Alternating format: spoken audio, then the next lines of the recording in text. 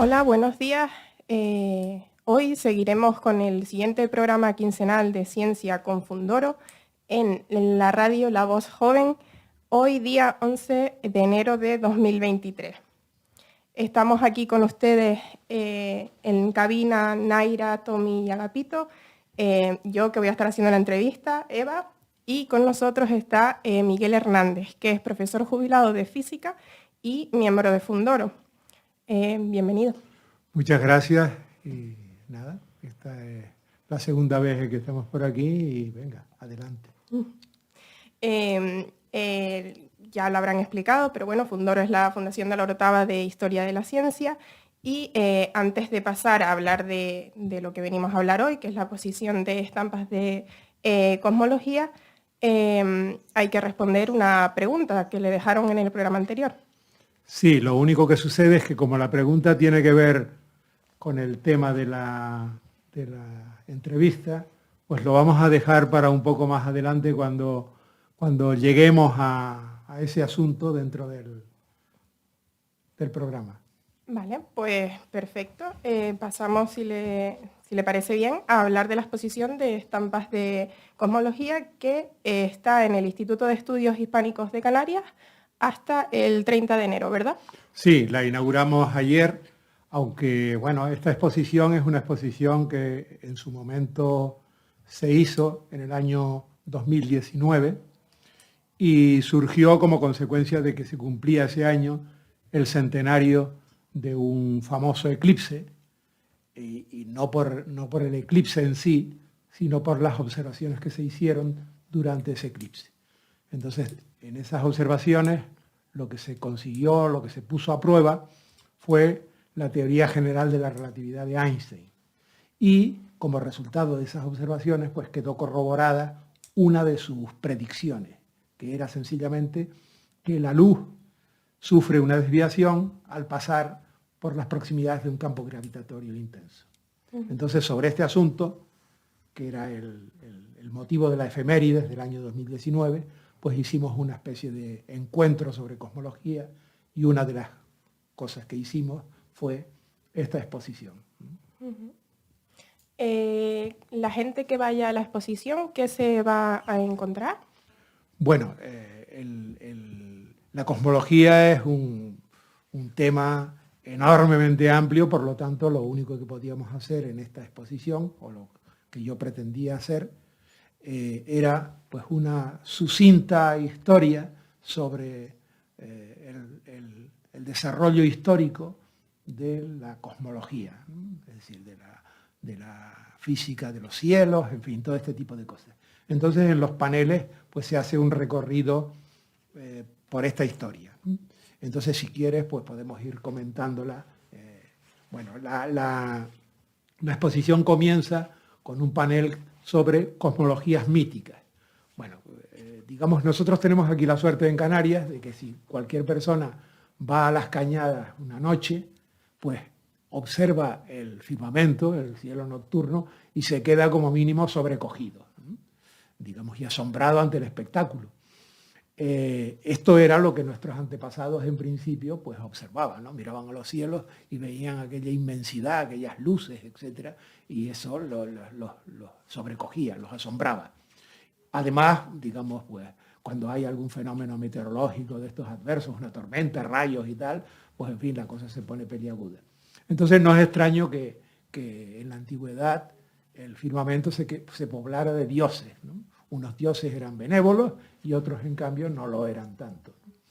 Y los dioses, digamos, pues estaban ahí en ese lugar apartado y maravilloso y dirimían sus cuitas pues, a base de guerrear entre ellos, en fin, todo este tipo de mitología que hay. Entonces, bueno, digamos, desde la antigüedad hay, digamos, creaciones sobre cómo es el universo, cómo es el lugar en el que vivimos. Entonces, si uno las observa, pues casi todas tienen en común el que se trata pues, de una especie de bóveda donde están las estrellas y donde hay otros objetos, ¿no? Unos mucho más llamativos, como el Sol y la Luna, y otros, digamos, que vagan por ahí, que son los planetas. Una bóveda y luego, pues, una tierra firme. Y este es el común denominador de las mitologías, ¿no? De las cosmologías míticas. Tienen una estructura de ese estilo. Un problema que aparece enseguida es, bueno, ¿y dónde se sustenta el suelo firme en el que estamos? Y tal. Bueno, este es otro asunto que también, digamos, a lo largo del desarrollo de la exposición, pues tratamos de comentar, ¿no? Entonces, el primer panel es esas cosmologías míticas, Sí. y el segundo es el cosmos geocéntrico. Sí, bueno, digamos que luego damos un salto y vamos a Grecia, que es donde está la cuna de la filosofía y de lo que, en fin, son los atisbos de la ciencia, del pensamiento racional, y donde el mito se transforma ya en logos, ¿no? Es decir, donde ya se empieza a razonar y a intentar descubrir los porqués y los cómo de las cosas, ¿no? Entonces, bueno, hay una larga historia sobre cómo concebían los griegos el universo y de cómo estaba formado, pues digamos, todo lo que hay a nuestro alrededor, ¿no? La materia. Pero bueno, nosotros lo hemos sintetizado en ese panel en el famoso cosmos aristotélico. En ese cosmos aristotélico, pues digamos, hay una zona que es lo que está por debajo de la Luna, que es la zona sublunar, y luego está lo que está de la Luna para arriba, que es la zona celeste. Entonces, digamos, los griegos pensaban, y en concreto Aristóteles, que existían como dos físicas, una física sublunar y una física supralunar. En la física sublunar predominaban los famosos 4 elementos, la tierra, el agua, el aire y el fuego, y en la esfera supralunar un quinto elemento que era el éter. Cada uno de estos elementos tendía a ocupar su lugar natural en el cosmos. La tierra en el centro, luego el agua, el aire y el fuego, ¿no? Esto era producto de la observación, ¿no? Si uno coge un objeto y lo suelta, pues digamos, si está formado por elementos, llamaríamos ahora sólidos y tal, pues cae. Bueno, pues esto significaba que para los aristotélicos, para Aristóteles en particular, digamos, predominaba el elemento tierra. Bueno, el fuego, en cambio, pues tiene tendencia a ir hacia arriba. Por lo tanto, todos estos elementos tenían un movimiento natural en línea recta, hacia abajo o hacia arriba. Si no hubiese algún elemento extraño que provocara movimiento, lo lógico sería que el cosmos tuviera tierra, agua, aire y fuego, estratificado, no mezclado, ¿no? Pero digamos en el cosmos griego, en el cosmos aristotélico, hay movimiento que viene desde las esferas celestes hacia el interior. Y luego la zona de arriba, ¿no? El Sol, la Luna, etc., estaban hechos de ese quinto elemento que era incorruptible. ¿Por qué? Pues bueno, pues porque uno observa los cielos y las cosas se repiten una y otra vez y ahí no parece haber cambio ni corrupción. Entonces, a estas sustancias que estaban constituidas por este elemento le correspondía también un movimiento natural.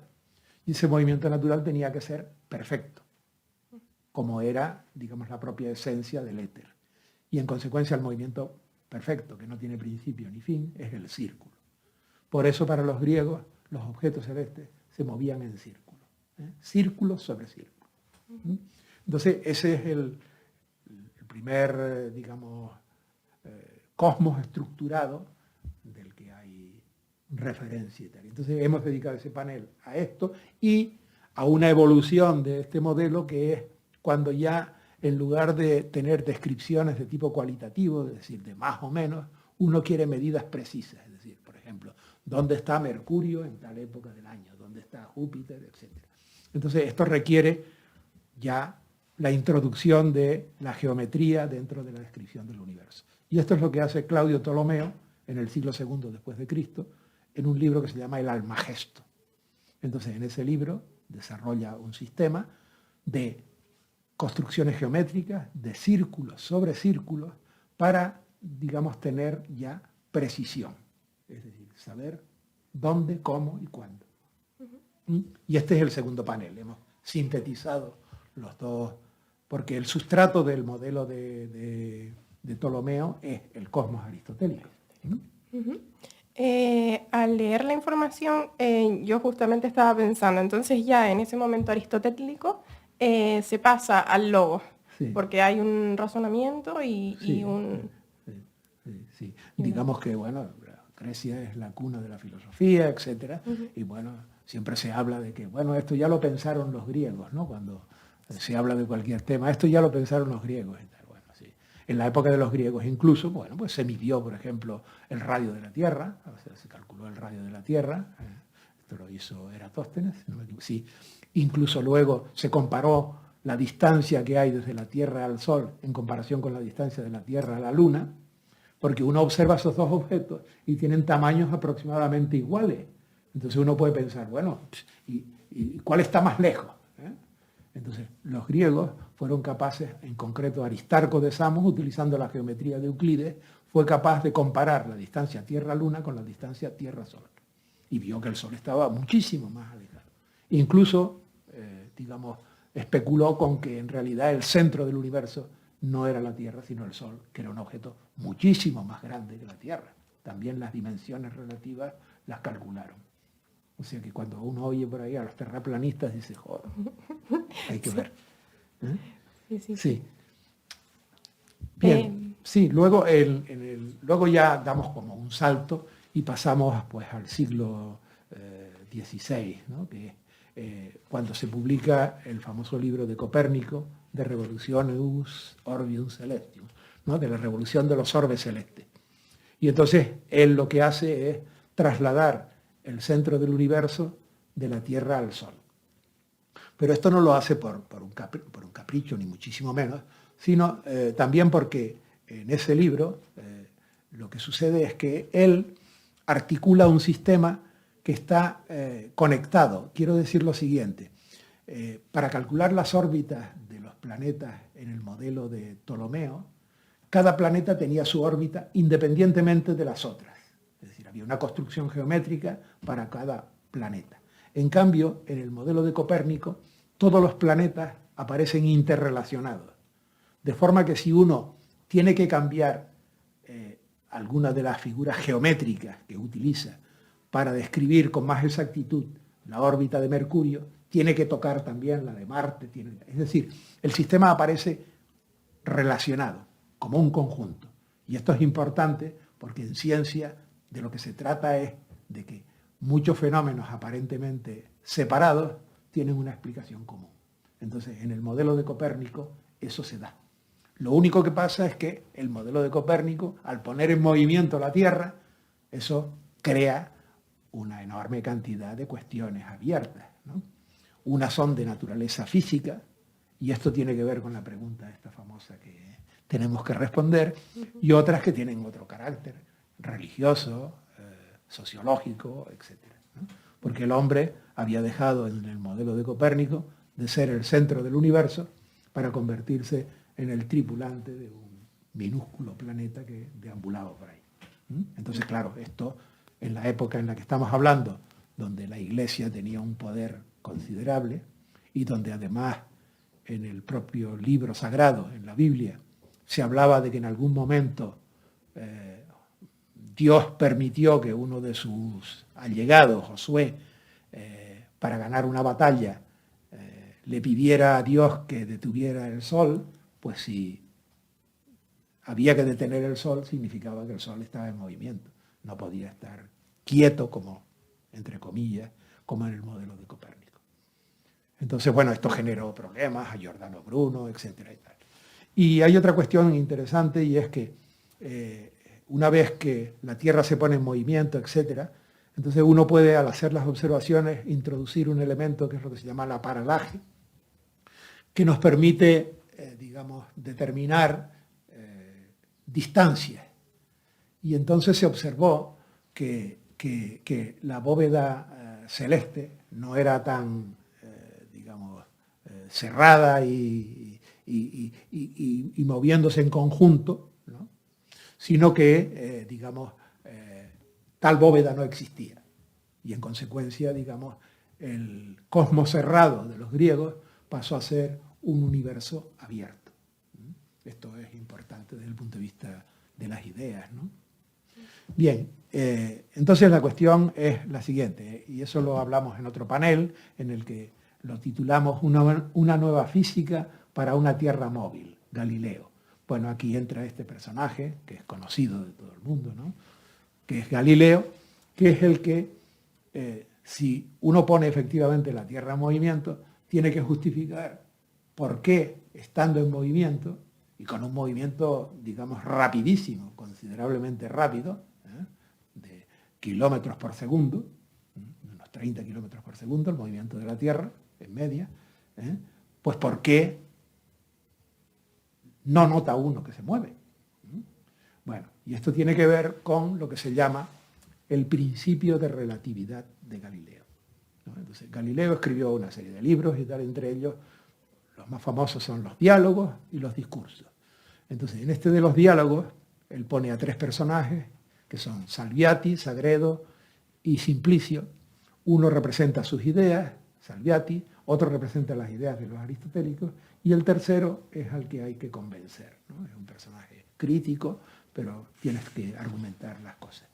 Entonces, bueno, pues Galileo ahí desarrolla lo que es su teoría de la relatividad, y básicamente consiste, bueno, nosotros ahora ya, digamos, tenemos bastantes experiencias donde comprobamos algo que en la época de Galileo era más difícil, porque todos nos hemos montado alguna vez en un avión, por ejemplo, o en un barco. Y entonces uno sabe perfectamente que si no hay turbulencias en el avión, uno puede hacer en el avión exactamente lo mismo que hace en tierra firme. Es decir, uno tira un objeto al aire y le cae en la mano, se levanta, camina sin problemas y tal, y únicamente la cosa se pone ya un poco, y uno nota que está en el avión cuando hay alguna turbulencia, cuando el avión, ¿no? Entonces automáticamente uno ya nota que se mueve. Entonces, ¿qué es lo que uno detecta? En realidad uno no detecta el movimiento, es decir, la velocidad, sino lo que uno detecta son los cambios de velocidad, que es lo que se llama la aceleración. Entonces, justamente por eso uno está en un sistema, que es la Tierra, que tiene una velocidad aproximadamente, vamos, prácticamente constante y tal, durante todo su recorrido, y todo lo que hay alrededor de la Tierra, la atmósfera, tal, se va moviendo con la propia Tierra. Entonces, si un pájaro se suelta de un árbol, no se queda atrás porque la Tierra se le escape, porque él tiene la velocidad de la Tierra.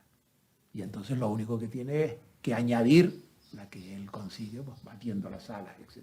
De forma que todas las objeciones que se le hacían al hecho de que la Tierra fuera móvil y que entonces notaríamos que nos movemos, en realidad no, porque no hay diferencia entre un sistema quieto, vamos a llamarlo así, y otro que se esté moviendo con velocidad constante respecto al anterior. Y este es el contenido de la teoría de la relatividad de Galileo. Entiendo. Y esto respondería a la pregunta del programa anterior. Claro, efectivamente. Entonces, bueno, ya la pregunta la dejamos aparte. Ya está contestada ya. Proseguimos, ¿no? La historia esta. Sí. Bueno, ¿quieres hacerme alguna preguntita o continúo un poco? Continuamos, si le parece bien, explicando. Pues bien, en el otro panel que viene a continuación aparecen otros personajes que son cruciales en esta historia, que son pues, Tycho Brahe, Kepler y Newton. ¿Por qué son importantes? Bueno, pues Tycho Brahe es importante por las observaciones que hacía en su observatorio. De hecho, su observatorio es prácticamente el primer observatorio así moderno y tal que existe. Todas estas observaciones se hacían a simple vista, porque el primero, vamos a llamarlo así, o por lo menos el primero, en fin, en la historia estas cosas de primero y tal son complicadas, pero bueno, uno de los que dirige el telescopio, que no lo inventa él ni muchísimo menos, sino que lo perfecciona, es Galileo y lo dirige hacia los cielos. Y entonces al dirigirlo hacia los cielos descubre multitud de cosas. Descubre, por ejemplo, que la Luna no es un cuerpo perfecto, ni muchísimo menos, sino que tiene montañas y cráteres. En segundo lugar, descubre los satélites de Júpiter y en consecuencia que hay objetos que se están moviendo en el firmamento y que giran en torno no a la Tierra, sino, digamos, a otro planeta. De forma que esa famosa idea de que todo giraba alrededor de la Tierra, bueno, hay que desecharla y tal, ¿no? Entonces, los cielos, digamos, forman parte de una estructura parecida a la que hay en la Tierra, ¿no? Bien, entonces Tycho Brahe, que estaba hablando de él, hace unas observaciones súper precisas. Y estas observaciones sirven para que Kepler, que hereda esas observaciones, intente ajustar el modelo planetario a una idea que él tenía. Kepler era un personaje que podríamos catalogar de pitagórico, es decir, que piensa que existen en el universo una enorme cantidad de simetrías que se pueden describir mediante números, ¿no? o figuras geométricas y tal. Y entonces él piensa que hay una serie de planetas, no se conocen todos los que conocemos ahora, porque muchos se descubrieron más tarde, entonces existían 6 en su época, y entonces que esos 6 planetas y los 5 sólidos regulares, de los que solo hay 5 sólidos regulares, es decir, poliedros construidos con figuras que son equiláteras, entonces solo hay 6, estos 5 sólidos regulares, son los 5 sólidos platónicos. Bueno, pues él lo que hace es pensar que Dios había creado el universo utilizando estos elementos. De forma que él imagina que hay una figura geométrica, un poliedro, luego circunscribe una esfera, esa sería la órbita de un planeta, luego circunscribe otro sólido regular, otra esfera, otro sólido regular y tal, y tiene una construcción bellísima que teóricamente responde a las órbitas de los planetas y tal, en torno al Sol, obviamente ya, ¿no? Pero, digamos, hay un planeta que se le escapa, o sea, sus medidas no coinciden con su descripción teórica. Y entonces, como buen científico, elimina su teoría, la cambia, y, digamos, los hechos, digamos, son más importantes que la teoría. Entonces, él se ve obligado a introducir órbitas que ya no son tan simétricas, sino son las famosas órbitas elípticas de Kepler. Entonces, él, se tiene que conformar con descubrir cierta simetría, pero no esa famosa simetría que él andaba buscando en el universo.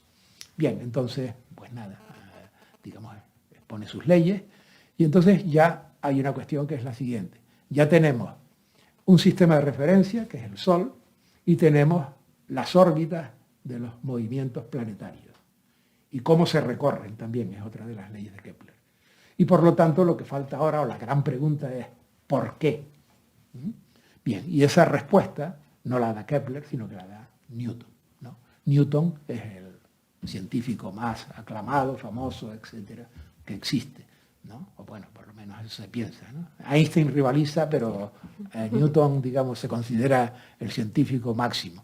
Entonces, Newton, aparte de sus otros descubrimientos, lo que consigue es escribir la famosa ley de la gravitación universal. De forma que ya no existen 2 físicas, una para la Tierra y la zona sublunar y otra para los cielos, sino hay una única física que se rige por las mismas leyes. Esto es, digamos, una unificación impresionante. Y entonces esta es la primera gran unificación de la ciencia, la primera gran unificación de la física. Bien, aquí hay multitud de cuestiones también relacionadas con el papel que Dios juega en esta historia, etc. Pero bueno, digamos, ahí en la exposición se comenta un poco, pero digamos, ir por ahí nos llevaría muy lejos, ¿no? Bien, hay otra cuestión que late en este asunto, y es que es verdad, las religiones siempre tienen un peso enorme y tal, eso lo comprobamos ahora en ciertas religiones, vamos a llamarlas así, no evolucionadas, o digamos que no han tenido que confrontar tan violentamente con la ciencia y han tenido que ir ocupando un nicho cada vez más corto, como ha sido en Occidente, para suerte nuestra. Y entonces, bueno, pues digamos, pesaba el relato de la creación. Entonces, en esta época incluso se hizo un cálculo sobre la edad de la Tierra, etc., y se le dio a la Tierra una antigüedad de 6.000 años. O sea que en el año 4004 a.C. era cuando el universo se había sido creado, siguiendo el relato bíblico, siguiendo la genealogía bíblica. Entonces, bueno, esto, digamos, a muchos filósofos y científicos de la época esto no acababa de gustarles, y entonces empezaron a desarrollar ideas donde, digamos, pensaban que el universo no se había hecho de golpe y porrazo, sino que se había ido formando paulatinamente. Entonces empezó a introducirse la idea de que había un proceso de evolución en el universo. Entonces a eso dedicamos uno de los paneles que se llama El universo en evolución. Sí, la verdad es que llama bastante la atención la presencia de la Iglesia o de Dios en toda la historia de la ciencia, como acaba de comentar. Cuando, es decir, si incluso en Kepler se nombraba a Dios como ese artífice, ¿hay algún momento en el que deja de nombrarse a la religión? Bueno, yo creo que la religión sigue ¿no? Revoloteando por ahí. Tal. Lo único que pasa es que es verdad que ámbitos que antes recibían una explicación de tipo religioso o lo que fuera y tal, pues digamos, la ciencia ha ido, digamos, ganándole terreno y entonces el tema de la religión y tal en Occidente, pues digamos, pasa a ser más una cuestión personal que no una cuestión, digamos, de carácter institucional, etcétera, aunque siga teniendo peso, eso es evidente, ¿no? Pero, digamos, ya la gente pues, bueno, cree que el universo se creó o se organizó, se apareció, etcétera, de otro modo, que Dios no está interviniendo, etcétera, ¿no? Porque en esta época efectivamente hay una polémica entre Newton y Leibniz, precisamente con el tema este de qué papel jugaba Dios en este asunto, ¿no? Entonces, pues Newton hablaba, pues eso, de una especie de relojero y que Dios de vez en cuando tenía que darle como cuerda al reloj y tal. Y Leibniz decía que eso era un disparate, era pensar que Dios no era omnipotente y que había hecho una creación que necesitaba estar recortándola y tal. O sea, hay una polémica interesante sobre este asunto. Más tarde, pues Laplace, por ejemplo, desarrolla publica un libro sobre la mecánica celeste, etcétera, y entonces se cuenta una anécdota, así que seguramente será apócrifa, que Napoleón lo llamó y le dijo, Sire, y tal, me han comentado y tal que en su libro no menciona a Dios. Y entonces Laplace le contesta, no he tenido necesidad de esa hipótesis. O sea que le había bastado con la ciencia para tal. Entonces esta es un poco la idea, ¿no? Sí. Sí. Bueno, hablábamos del siguiente panel, que sí, es la... el siguiente panel tiene que ver con la maquinaria del universo y bueno, y en eso hay una cuestión interesante que es que en el siglo XIX, que es un siglo donde la ciencia se desarrolla de forma potentísima, porque durante el siglo XIX tiene lugar la unificación de la electricidad, el magnetismo y la óptica por Maxwell, y donde tiene también lugar el desarrollo de la teoría de la evolución de Darwin. Entonces son dos grandes unificaciones que consiguen aglutinar fenómenos totalmente dispersos, ¿no? El magnetismo, ¿no? El comportamiento de los imanes, de la corriente eléctrica y de la vista, la óptica, etcétera, que parecen cosas completamente distintas, reciben una explicación unificada por medio de las famosas ecuaciones de Maxwell del campo electromagnético. Y la luz resulta ser simplemente una onda electromagnética más, una onda como las ondas que nosotros estamos utilizando ahora, que son las ondas de radio, pues la luz es una onda de la misma naturaleza exactamente. Lo único que pasa es que de frecuencia distinta.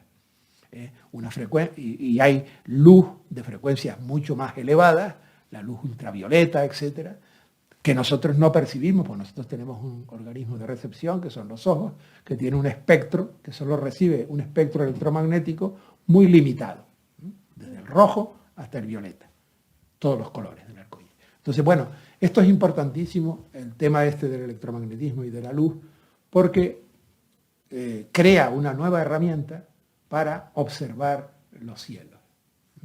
¿Por qué? Bueno, pues porque los objetos celestes emiten luz y esa luz es la que nosotros recibimos. Pero, digamos que se consigue analizar la luz que producen los distintos elementos químicos y se observa que cada una de las luces de esos elementos químicos es distinta, es decir, tiene unas rayas determinadas en lo que se llama el espectro de la luz y cada una tiene su seña de identidad. Entonces, si yo recibo una luz, la observo y veo que tiene el espectro del sodio, sé que lo ha emitido el sodio. Entonces, de esta forma, se puede analizar la luz que proviene de las estrellas y determinar su composición. Esto era una cosa impensable. De hecho, hay un famoso filósofo, Auguste Comte, que en el curso de filosofía positiva, dice lo siguiente, lo voy a leer porque es curioso. Dice, el conocimiento positivo que podamos tener de las estrellas se limita a sus fenómenos geométricos y mecánicos, es decir, solamente cómo se mueven y tal. Y nunca podrá extenderse a la investigación física, química, fisiológica y social, tal como puede hacerse en entidades accesibles a todos nuestros diversos medios de observación. Es decir, desde el momento en que algún filósofo científico hace una predicción, a los pocos años y tal, esa predicción se va al garete porque, digamos, los hechos lo desmienten, ¿no? Entonces, efectivamente, uno puede conocer la composición, y de hecho la conoce, la composición de los objetos celestes. Y ese es el comienzo de la astrofísica. De la astrofísica. Sí, sí, esa es la rama de la observación astronómica, astrofísica en este caso, muchísimo más importante porque ya no basta, ya no es únicamente saber cómo se mueven, sino su composición, etc. Y esto, digamos, inicia una vía importantísima. Sí. Luego hay en el tema este, ya mucho más adelante, ya estamos ya siglo XX y todo este tipo de cosas. Hay que indicar que a finales del siglo XIX se pensaba, bueno, pensaban algunos, en concreto un pope de la física del momento que se llamaba Lord Kelvin, que es importante por muchísimas razones, entre otros, ¿no? Da nombre a los grados Kelvin, grados de temperatura absoluta, ¿no? Pero bueno, este hombre era el gurú de la física a finales del siglo XIX. Decía que solamente existían un par de nubecillas que, digamos, oscurecían el panorama bellísimo de las unificaciones que había, que era la de Newton y la de Maxwell. Y que la física, pues, era cuestión de estar sacando decimales, es decir, de hacer cálculos y tal, pero que no había nada nuevo en el panorama. Bueno, pues esas dos nubecillas dieron origen, una a la teoría de la relatividad de Einstein y la otra a la física cuántica. O sea, otro ejemplo más de la falta de visión, digamos, de cómo los hechos desmienten, ¿no? Bueno, entonces estas dos ramas son importantísimas en este asunto y bueno, no sé cómo vamos de tiempo, pero bueno, proseguimos en todo caso. Creo que vamos bien, sí. Bien. Bueno. Perfecto. Bien. Entonces, digamos que una de las observaciones que se hacen, ya con telescopios muchísimo más potentes y tal, es curiosa en el sentido de que, bueno, ya se sabía que existían, que esos objetos celestes que uno observaba no eran simples estrellas, sino que había galaxias, etc. Había lo que Kant llamaba universos islas, es decir, que nosotros vivíamos en una galaxia, en la galaxia de la Vía Láctea, tal, y que existen otras galaxias, como la nuestra, de cientos de millones de estrellas, ¿no? Y que uno podía observar esas galaxias con esos telescopios ya superpotentes, y entonces lo que observó este astrónomo, Edwin Hubble, fue que prácticamente todas las galaxias parecían alejarse de nosotros.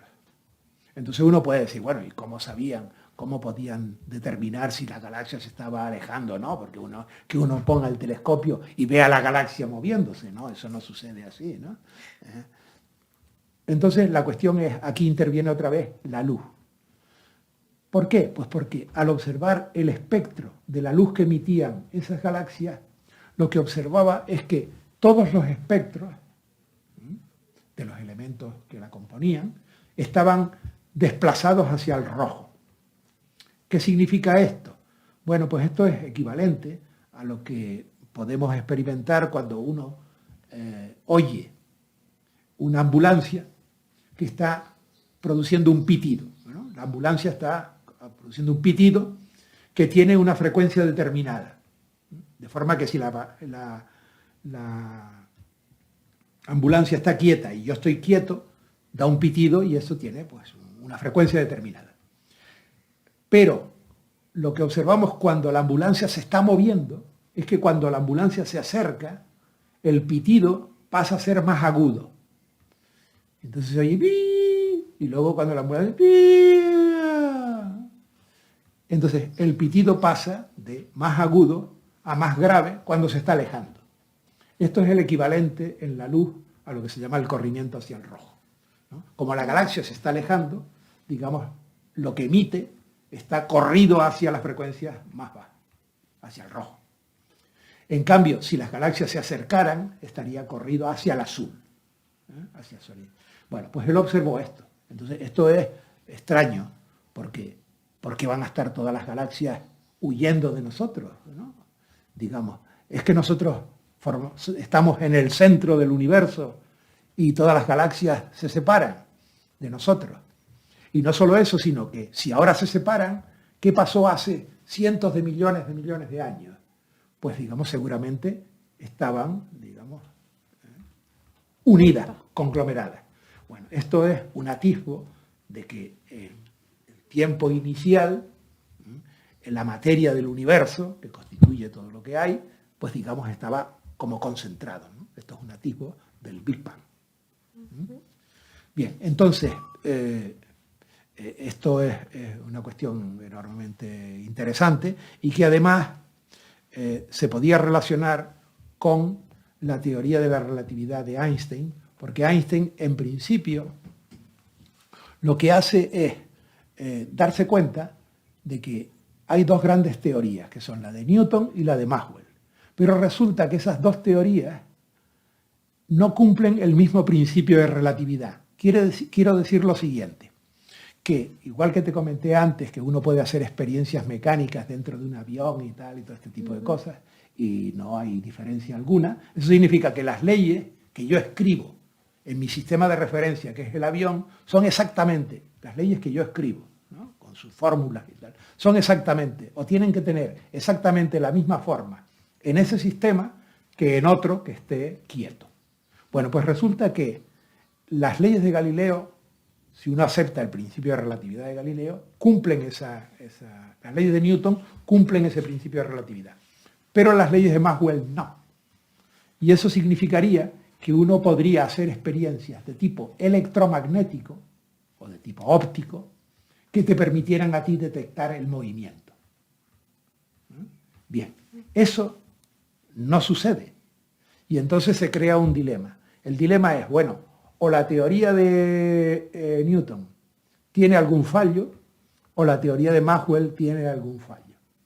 Y entonces, bueno, ahí hubo una diatriba y tal, hasta que, bueno, se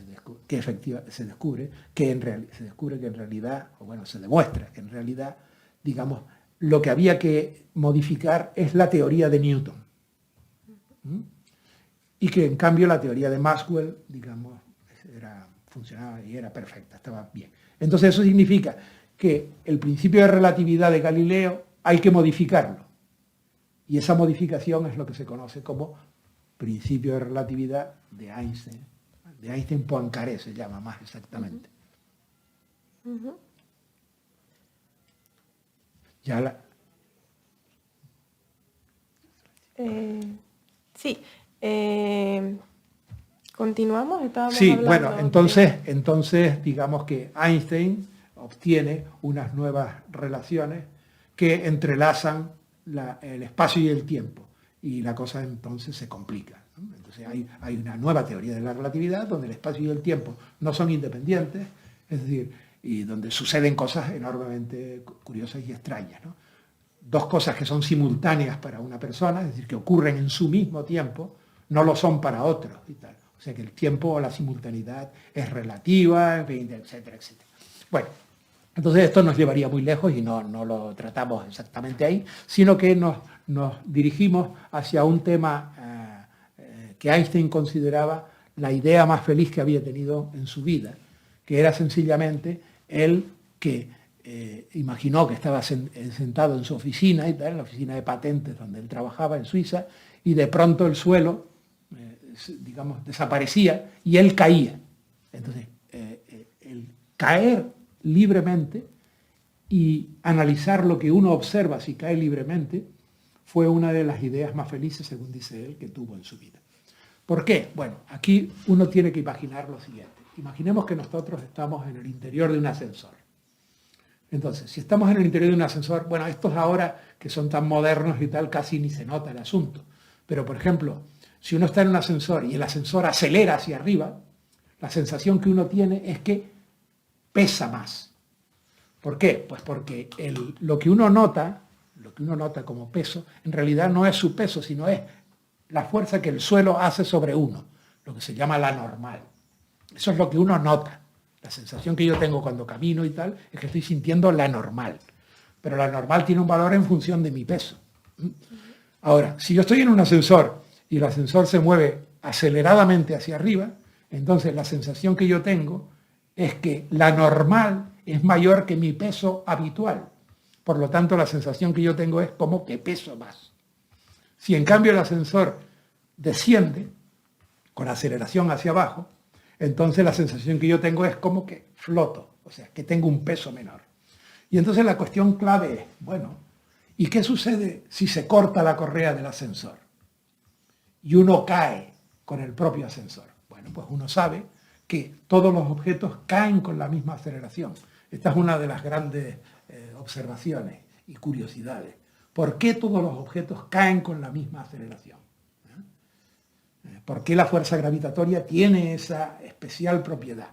Y entonces, si uno ha cortado la cuerda del ascensor y cae, el problema no es mientras va cayendo. Incluso mientras va cayendo, puede hacer experiencias como, por ejemplo, sacar del bolsillo un bolígrafo, soltarlo y observar, extrañado, que el bolígrafo se queda justamente delante de uno, porque el bolígrafo está cayendo con la misma aceleración que yo. Por lo tanto, yo lo vería así. Podía darle un golpecito y saldría hacia allá. Habría otra persona en el ascensor que jugaría conmigo y le daría para acá y jugaríamos una partida de tenis y tal en el interior del ascensor. El problema con la caída libre es el golpe que te da si llegas contra el suelo. Pero si hicieras un agujero a través de toda la Tierra, esto es hipotético, ¿no? Y entonces tú, digamos, caes por ese agujero, estarías como flotando. Estarías en realidad como si estuvieras en un cohete en el espacio vacío. Es decir, ausente de toda fuerza. Es decir, estarías en un sistema inercial perfecto, donde no habría ninguna fuerza actuando sobre ti. Tú soltarías un objeto, tal. Entonces, ¿a qué conclusión llegó Einstein? Pues llegó a la conclusión de que la gravedad, la atracción gravitatoria y la aceleración son la misma cosa. Y yo puedo simular en el interior de un objeto cerrado, donde yo no vea nada, acelerándolo, puedo simular las condiciones que estoy en la Tierra. Si yo acelero los motores, suelto un objeto, cae y tal, y yo no sabría, salvo mirando fuera, si estoy sobre la Tierra o estoy en ese cohete acelerado. Entonces, la identificación de la aceleración con la gravedad es lo que se llama el principio de equivalencia. Y entonces Einstein razonó así, dijo, bueno, pues entonces, si yo hago una experiencia en el interior del cohete acelerado, exactamente lo mismo que sucede aquí, sucederá en presencia de la gravitación terrestre, si la aceleración es la de la gravedad, ¿no? De la terrestre nuestra. Entonces, si uno imagina que enciende una linterna, el rayo de luz en el cohete acelerado, el rayo de luz sale, y el cohete va acelerando, por lo tanto, lo que yo observaría es que el rayo de luz se curva. Eso significa entonces para Einstein que la gravedad curvaría la luz. Hay que pensar que la luz no tiene masa, por lo tanto no se aplica la fuerza igual a G por M, tal. Sino, si se curva, es por este efecto de que la gravedad y la aceleración son la misma cosa. Entonces, esa es la idea que se pone a prueba en el famoso eclipse. Y bueno, justamente en 1919, este eclipse famoso, no por el eclipse en sí, sino por las observaciones que se hicieron. Y uno puede pensar, ¿por qué necesitabas un eclipse? Bueno, pues la cosa es clara, porque la observación era la siguiente. No sé si esto en radio, bueno, no es tan difícil de explicar. La idea sería que si yo tengo una estrella que está colocada detrás del Sol, y yo desde la Tierra, en principio, no debía verla, porque sus rayos y tal son ocultados por el Sol. Pero los rayos que la estrella emite, pues alguno de ellos pasa por las proximidades del Sol, el Sol lo desvía y en consecuencia, al llegar a mí, yo observo la estrella en la prolongación del rayo que ha llegado a mí, es decir, que la posición de la estrella pasa a ser otra. Esto es lo que observaron ¿Y por qué necesitaban el eclipse? Porque claro, si el Sol está, no se ven estrellas ni de bromas, ¿no? Entonces hay que poner un fondo oscuro, y el fondo oscuro se produce cuando la luna se interpone en el Sol, se oscurece todo, pero la luz de la estrella que está detrás, digamos, se ve y se observa. Esta es, digamos, el famoso eclipse de Sol, que luego catapultó a Einstein a las primeras páginas de todos los periódicos, etc., y lo convirtió en un icono mediático, ¿no? Más o menos. Bien, entonces Einstein desarrolló lo que se llama su teoría general de la relatividad, que lo que hace es conectar el espacio y el tiempo con la materia y la energía. Entonces, hay una famosa frase que resume este asunto y es la siguiente, dice, la materia le dice al espacio, tiempo, cómo curvarse. Y el espacio-tiempo le dice a la materia cómo moverse. Es decir, los objetos se mueven como consecuencia de que se desplazan en un espacio-tiempo curvado, etc. Ese es el contenido de la relatividad general. Y esto es lo que recogemos en los paneles finales de gravitación y geometría y la relatividad general y la cosmología científica. Antes de acabar, me gustaría preguntarle, he visto que también tienen un panel sobre eso, ¿cuáles son los enigmas abiertos, Sí. los cabos sueltos? Sí, bueno, digamos que estas dos teorías que antes mencioné, la física cuántica y la relatividad general, les pasa una cosa parecida a lo que ocurría con la unificación newtoniana, con la física newtoniana y la unificación maxwelliana. Digamos que hay cuestiones donde son absolutamente contrapuestas. Entonces, la relatividad general es una teoría, digamos, donde la continuidad es la norma, es continuo, está descrita mediante ecuaciones diferenciales, es la forma de describir la continuidad, y en cambio la mecánica cuántica está sustentada sobre todo en la granularidad de la materia, en que no existe el continuo, sino existe el discontinuo. Entonces, casar una teoría que está apoyada en la continuidad con otra que está apoyada en la discontinuidad es el tema, digamos, pendiente.